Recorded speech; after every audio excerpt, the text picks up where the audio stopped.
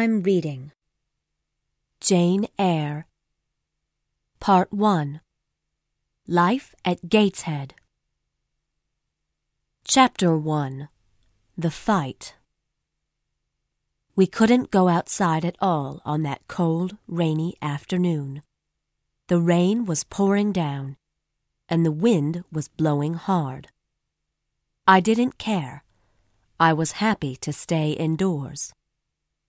Trying to take long walks in the winter was terrible.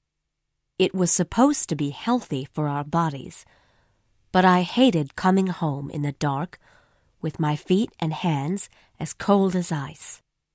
And I was always unhappy because Bessie, one of the servants, was always scolding me. I had always known that I was different from my cousins, John, Eliza, and Georgiana Reed. They were prettier and taller than I, and everyone loved them. These 3 children were not very nice to other people or to each other. Usually, they spent their time fighting and crying with each other. However, today, they were with their mother in the sitting room, sitting quietly and talking in front of the warm fire. I wanted to join them, but Mrs. Reed, my aunt, said I could not. She was angry with me because Bessie had told her I was being troublesome.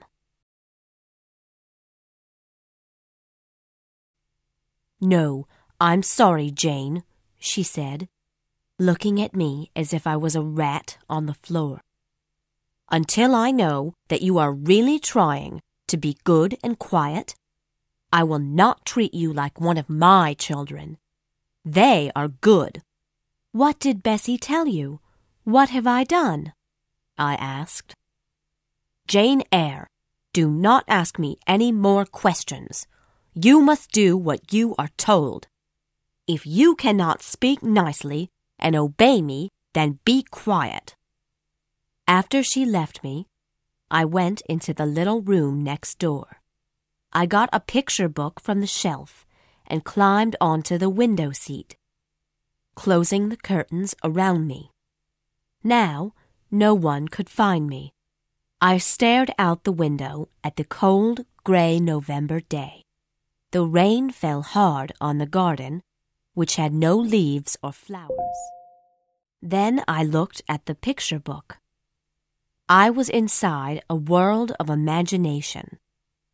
For a while, I forgot my sad, lonely life and felt a little happier. I was only afraid that the Reed children might find me. Because they were cruel to me, I tried to talk to them as little as I could.